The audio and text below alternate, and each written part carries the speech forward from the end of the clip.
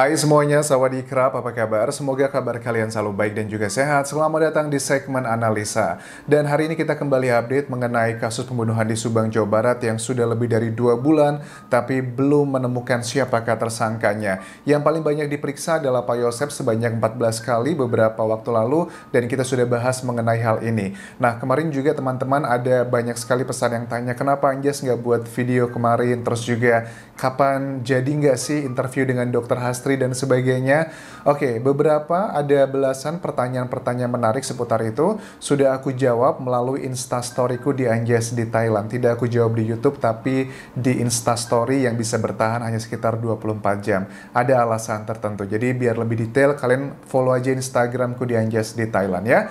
Nah, di video kali ini aku akan bahas mengenai isu ataupun juga hal yang sekarang sedang panas dibicarakan mengenai kasus Subang ini adalah tentang seseorang pria berusia 20-an tahun, 25 tahunan dan juga sosok perempuan berjilbab yang diakui oleh Ki Anom yang dilihat Danu di jam 3 pagi tanggal 18 Agustus 2021. Ada apa sebenarnya dengan pernyataan tersebut? Bahkan kepala desa pun yang merupakan masih kerabat juga tidak membantah dan cenderung mengiyakan apa yang dinyatakan oleh Ki Anom tersebut. Nah, sekarang kita akan fokus membahas mengenai jam 3 pagi tanggal 18 Agustus 2021. Ada keterangan Pak Yosep di jam tersebut lagi ngapain sih? Oh, ternyata Pak Yosep itu setengah 3 pagi tanggal 18 Agustus tuh bangun. Kemudian juga ada keterangan tentang anaknya dari Ibu Mimin, Arigi, yang juga menjadi salah satu dugaan. Katanya jangan-jangan Arigi juga terlibat. Karena sekarang kan semakin lama polisi mengungkap ini, semakin banyak juga dugaan-dugaan yang akan dibuat oleh masyarakat. Karena saksi pun juga yang dianggap saksi kunci banyak berbicara di media massa. Oke, sekarang kita bahas terlebih dulu mengenai pernyataan Danu dari wawancara TV One ini tanggal 4 Oktober ya. Di sini dinyatakan sebenarnya Danu tanggal 17 Agustus 2021 itu kemana sih? Let's check it out. Di 17 malam itu Kang Danu ada di rumah? Ada di rumah. Danu mah nggak salah. 17 malam Danu ada di rumah. Pokoknya Danu nggak salah. Danu mah nggak ada catatan yang penting-penting yang gimana gitu kan. Yang tadi juga yang pembahasan terakhir tanggal 17 Danu kesini gitu sih. Oke. Itu adalah pernyataan Danu. Tidak secara spesifik, mungkin karena durasi tayangan TV mungkin ada beberapa yang di-cut, tapi menurut aku kalau seandainya di wawancara tersebut Danu memang menyatakan bahwa melihat ada 2 orang di jam 3 pagi, itu adalah hal yang penting, tidak mungkin TV akan mengekatnya. Jadi kemungkinan besar dan memang tidak menyatakan hal itu ya. Kemudian kita coba cross-check dari Pak Yosep. Pak Yosep pun di wawancara yang sama, TV One, itu mengatakan bahwa Pak Yosep setengah 3 pagi, itu artinya sudah masuk tanggal 18 Agustus, itu bangun. Kemudian apa yang dilakukan Pak Yosep pada setengah 3 pagi tersebut? Karena itu adalah titik krusial ya, karena kita bahas ini adalah setengah 3 pagi dan berdasarkan otopsi yang pertama kita sudah ketahui hasilnya adalah almarhumah Amel itu meninggal di jam 5 pagi, sementara ibunda itu meninggal sekitar 5 jam sebelumnya, artinya sekitar jam 12-an malam lah kurang lebih. Berarti kalau jam 3 pagi itu ibunda sudah meninggal kan ya, dan Amel detik-detik menjelang meninggalnya Amel sendiri. Oke, kemudian setengah 3 pagi itu salah satu saksi yang paling banyak diperiksa Pak Yosep, apa yang dilakukannya? Jam setengah 10 saya langsung masuk kamar. Oke, konteksnya ini Pak Yosep sedang menceritakan bahwa dia setengah 10 sekitar itu dia sampai di rumahnya Ibu Mimin, masuk kamar, setelah itu Kamar masih di situ kelihatan istri saya masih tidur di tengah rumah.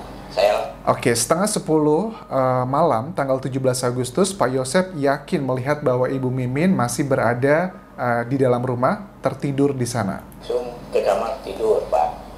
Bangun-bangun saya jam setengah 3 malam kurang lebih. Bangun-bangun saya jam setengah 3 malam, artinya tanggal 18 Agustus tersebut. Dan kemudian di bagian wawancara ini ada yang di-cut sama TV One, ada kelihatan bayangan di-cut-nya.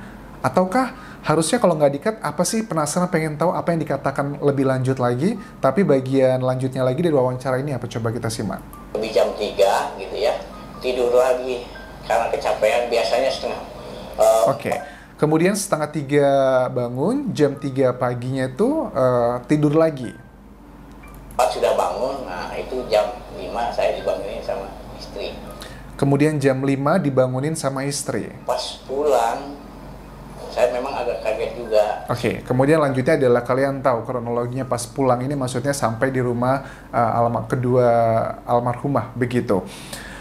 Yang menjadi menarik adalah pembahasan mengenai jam 3 pagi ini karena kan kemudian kita melihat dari tayangannya Ki Anom yang tidak dibantah oleh Pak Kades dan juga cenderung mengiyakan kalau ini asumsi pribadiku karena memang tidak ada kata-kata bantahan. Kan Pak Kades biasanya pada saat membantah sesuatu hal itu sangat vokal ya, misalnya kayak waktu klarifikasi mengenai Danu diminta bantuan oleh oknum polisi, kemudian diklarifikasi Pak Kades juga mengatakan tidak ada polisi yang meminta bantuan Danu. Tapi untuk case yang satu ini yang diungkapkan oleh Ki Anom itu di tanggal 16 Oktober 2021, Pak Kades itu tidak membantah secara langsung tapi malah mengiyakan bahwa dia pun ada bersama dengan Ki Anom tersebut. Wawancara TV One ini diupload di YouTube 4 Oktober, sementara Ki Anom ini uploadnya adalah live-nya 16 Oktober, sekitar 1 jam durasi live-nya. Berarti kan jaraknya sekitar mungkin 12 hari jarak uploadnya, tapi mungkin untuk keterangan Danu bisa saja lebih awal beberapa hari dibandingkan dari uploadnya. Itu adalah kemungkinan besarnya. Nah, artinya sih kalau aku melihat di sini ada beberapa orang yang berpendapat bahwa kayaknya nggak mungkin di Anjas Danu itu melihat orang jam 3 pagi di rumah kejadian, itu kayaknya dia mengada-ada aja begitu. Ada orang yang berpikir seperti itu. Atau ada orang lagi yang berkata, mungkin aja Anjas sebenarnya Danu memang melihat hal tersebut, tapi karena ketakutan, dia kan di klaimnya dari Ki Anom ini kan mengatakan bahwa Danu itu sudah melihat dengan jelas karena jaraknya 30 meter, siapakah pria yang dikatakan usia 25 tahunan, kemudian juga dengan sosok perempuan yang memakai jilbab itu sudah ketahuan gitu.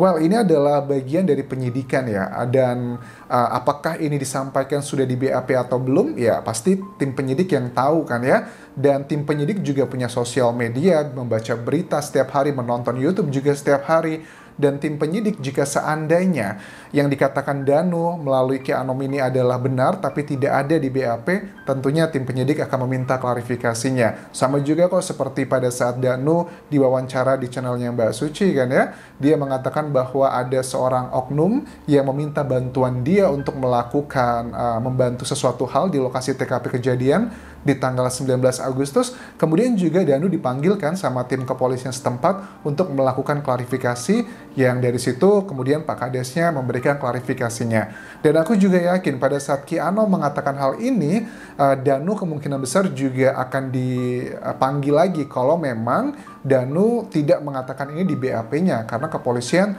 tentunya hanya melihat BAP, tapi juga sosial media, berita-berita juga menjadi salah satu unsur untuk menganalisa kasus ini.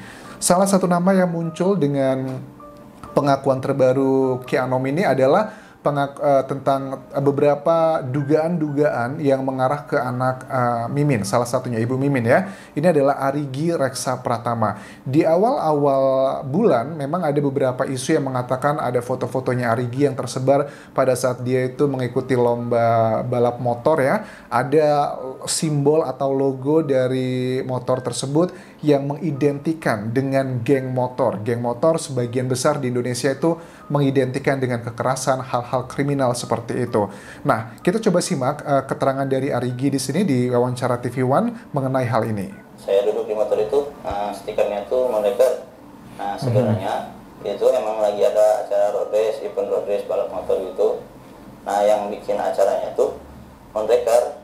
Jadi setiap peserta yang mengikuti event itu memang ada tulisan Mondekernya di nomor startnya gitu. Oke, jadi semua peserta memang memiliki logo atau simbol Moonraker tersebut yang artinya bukan cuma Arigi. Dan ini menurut aku juga alibi yang cukup kuat ya, karena kalau dibilang dia anggota geng motor sepertinya tidak ya, karena hanya untuk event tertentu aja. Kemudian kan kita juga melihat berita bahwa ada sosok yang diduga adalah usia 25 tahunan. Kan banyak nih langsung netizen berpikir, wah ini kok tipikalnya cocok nih dengan anaknya Mimin gitu kan, masih muda gitu kan ya. Well, tapi kita jelas menjunjung tinggi azas praduga tak bersalah. Dan di tanggal 17 malam tersebut pun Arigi kan juga ada beberapa keterangan yang mengatakan bahwa Arigi sempat keluar ke menjaga toko handphone, dia bekerja atau hanya sekedar main, kurang tahu. Tapi yang pasti memang di tanggal 17 malam tersebut Arigi itu memang keluar tidur atau mungkin nongkrong bareng teman-temannya. Tapi sampai saat ini aku belum mendapatkan berita yang cukup kredibel apakah Arigi tanggal 17 malam itu pulang ke rumah atau nginep di tempat teman. Itu yang masih menjadi pertanyaan sampai sekarang. Kalau teman-teman punya informasi mengenai ini, silahkan tuliskan linknya di kolom video ini, jadi kemudian bisa aku analisa lagi. Karena ya suka nggak suka dengan latar belakang permasalahan yang dimiliki keluarga ini antara istri pertama dan istri kedua, nggak heran masyarakat juga banyak yang menjuruskan ke A, B, C, D, apalagi dengan keterangan terbaru dari Ki Anom yang diklaimnya adalah merupakan pernyataan dari Danu. Kemudian kan masyarakat mulai berpikir, apa jangan-jangan perempuan berjilbab yang dilihat Danu itu adalah Ibu Mimin? Apakah jangan-jangan laki-laki itu adalah anaknya? Itu kan hal yang tidak mendasar, karena yang pakai jilbab, yang anak muda tuh banyak banget di Bandung, di Indonesia gitu. Jadi itu belumlah spesifik. Tapi kecuali kalau Danu sudah mengatakan secara langsung, saya melihat A, B, C, D. Karena kan yang kita tahu dari Ki Anom hanyalah ciri-cirinya aja. So I think that's all yang bisa aku bahas di video kali ini. Dan terima kasih teman-teman sudah komentar di video-video aku sebelumnya. Kalian bisa tonton video-video aku sebelumnya mengenai analisa berbagai macam hal. Dan itu bisa lebih memberikan guidance ya kalian pada saat melihat kasus ini. I think that's all. Thank you very much for watching. Tinggalkan komentar kalian, tinggalkan like, dan juga share video ini ke teman-teman kalian semua. Dan terakhir, jangan lupa juga follow Instagramku di Anjas di Thailand, karena aku jawab sebagian pertanyaan-pertanyaan di kolom komentar video ini yang menarik. Aku tuliskan di Instastoryku. Sampai ketemu lagi di video berikutnya. Dan terakhir, please subscribe channel YouTube ini. Kapun kerap semuanya.